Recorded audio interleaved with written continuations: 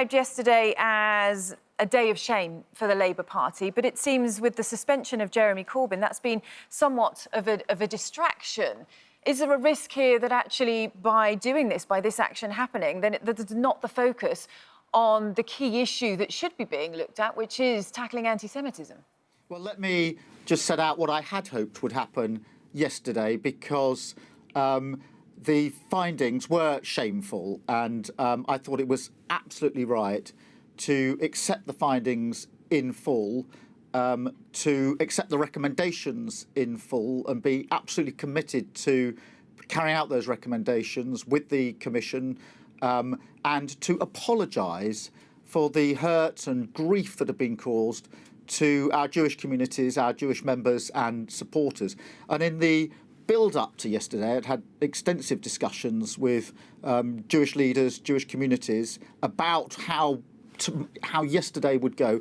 And I wanted to draw a line in the sand and to demonstrate my commitment that we will root out anti-Semitism. And I think Jewish community leaders, Jewish people, that's what they wanted out of yesterday, which was an honest recognition by the Labour Party of what had gone wrong, a clear apology for the hurt and the grief, and then an ability to move forward in a constructive way to put in place the necessary changes to make sure that never again will anti-Semitism be tolerated in the Labour Party. That's what I had hoped. How did you feel when you heard what Jeremy Corbyn was saying, that he felt that it was exaggerated, and the tone of his response?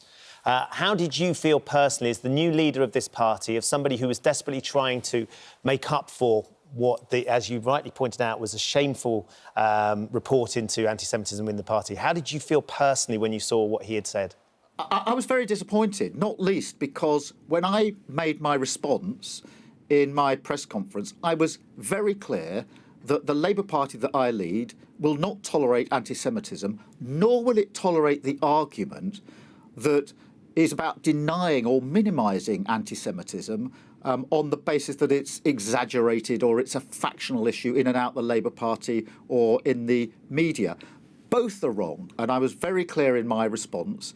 I had actually spoken to Jeremy the night before the report and told him how I was going to approach it, and I know from discussions yesterday morning that his team knew exactly how I was going to put it in my response. So I was very disappointed.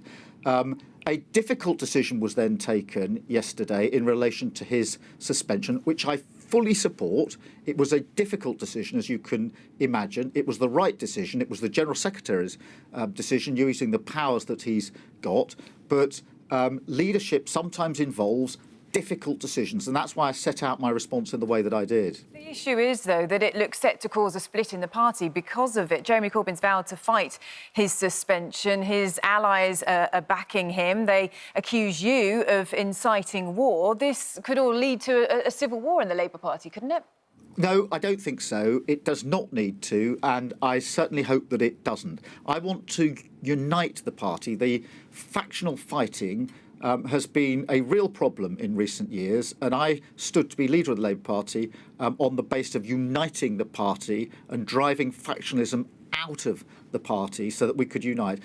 I also made a very, very clear commitment that I would root out anti-Semitism, and I'm not going to shirk from the difficult decisions that requires me to make. In the 6 months or so I've been leader, we've made a number of changes to the Labour Party already. I've taken some difficult decisions that I think some people thought I wouldn't take, because I'm not going to shirk from that. This isn't just about whether we win elections in 2024 or not. It's a matter of values for me. It's what I'm about. It's what I think the Labour Party is about. And we cannot have the words Labour Party and anti-Semitism in the same sentence ever again. And I'm determined to follow through on my commitment to root out anti-Semitism. Yeah, so what's your reaction to people who say you were sitting on the front bench of the shadow cabinet when Jeremy Corbyn was leader? You backed Jeremy Corbyn on a number of occasions, even last year, saying that you had your support. And they say you were there, you were complicit in all of this, and you did nothing at the time, and you certainly didn't do enough. Well, let me answer that. Jeremy Corbyn was twice elected leader of the Labour Party and had a clear mandate as leader of the Labour Party. I served as the shadow Brexit secretary and therefore dealt with Brexit issues. Anti-Semitism issues did come up in the shadow cabinet, and I spoke out. I also spoke out on the media, including on this show, on some of those issues, challenging, pushing back, wanting change to happen. You didn't resign, though. You didn't step down from that position, did you? Which lots of people have pointed to the fact that that was you sort of not being willing to make you can stand there and you can push back, but actually making a stand like that would have resonated further.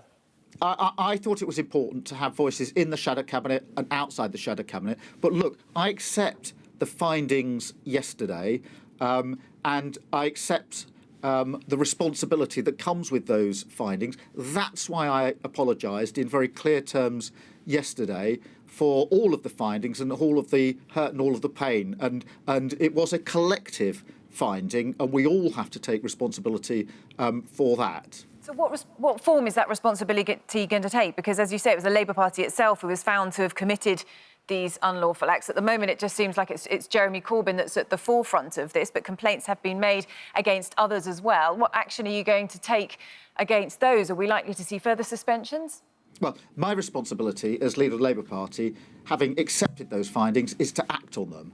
And that's why I've said we will implement the recommendations. This is not going to be a report like other reports that goes onto a shelf and gets dust. We will agree an action plan within 6 weeks with the Commission, setting out in terms the practical steps we will take. Since I've been leader of the Labour Party, I've already made a number of changes.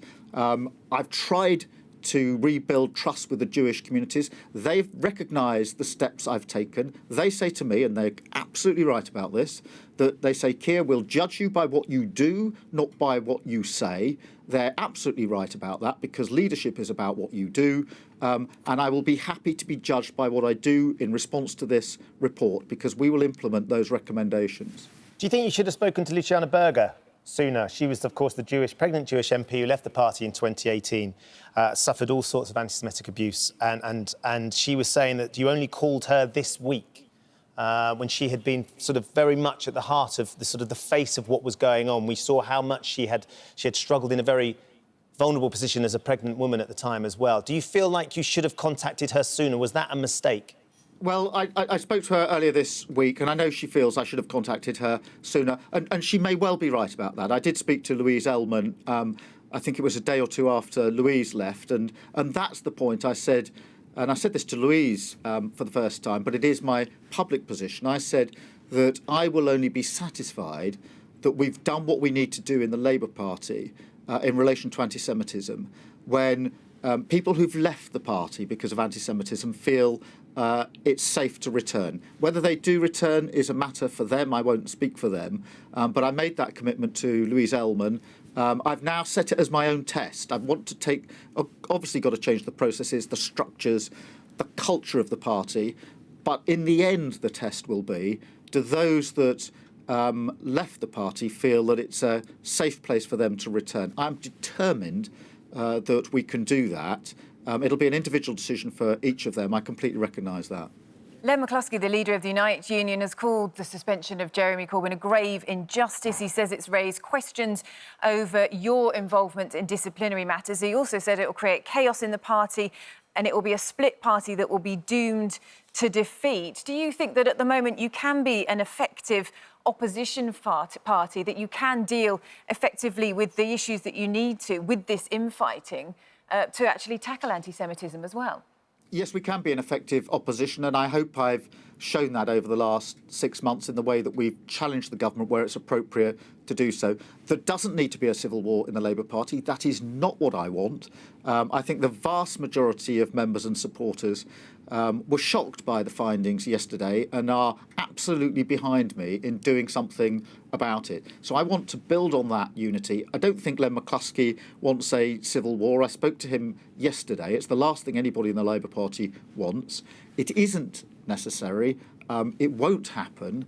But I'm not going to renege on my commitment to root out anti-Semitism, because for me that's a matter of principle.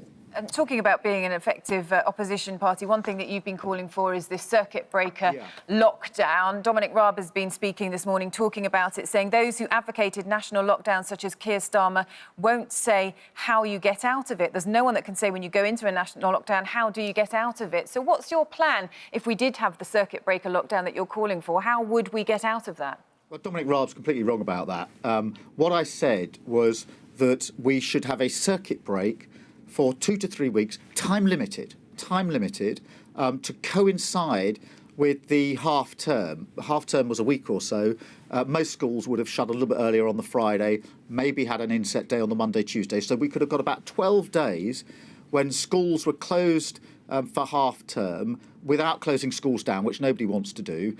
So a short circuit break. We know from the early stages of the pandemic that you have to act quickly and decisively. That could have... Now, though, hasn't it, Sir Keir Starmer? Half-term's gone, it's Friday. You know, everyone's going back to school next week, everyone's going back to work. So what are you advocating now? I think the government needs to reflect on its three-tier system. My concern, and I know this is shared by everybody, is the infection rate is still going up, the hospital admissions are going up, and the death rates are going up. There's just no denying that evidence. And what I'm seeing is that areas that are in Tier 1 are drifting into Tier 2. Those in Tier 2, and lots of them, Greater Manchester, for example, has been in the equivalent of Tier 2 for 6 weeks or so, have gone into Tier 3. Now, if the tier system worked, Tier 2 areas should go back to Tier 1. That would be a sign of it working. The fact they're going up to Tier 3 means it's not working. In Tier 3, you've almost got the worst of all worlds, which is damage to the economy because of the restrictions, but no end sight because nobody is confident that Tier 3 on its own is going to bring the infection rate down. So you've got a straight choice, really, between a short 2 to 3 week circuit break or what could be weeks or months of prolonged agony under the tier system. Because once you're in Tier 3, the question is, how do you get out of that? And if Tier 2s are going into Tier 3, something isn't working. Yeah. Now, I do realise, you know, I'll happily work with the government on this because nobody in their right mind wants to see the infection rates go up. Nobody wants to see more hospital admissions. Nobody wants to see the NHS overrun. No. We can all pull together on this, but we, in the first phase, not acting quickly and decisively was the hallmark of the government's response. I'm really worried they're making the same mistake again.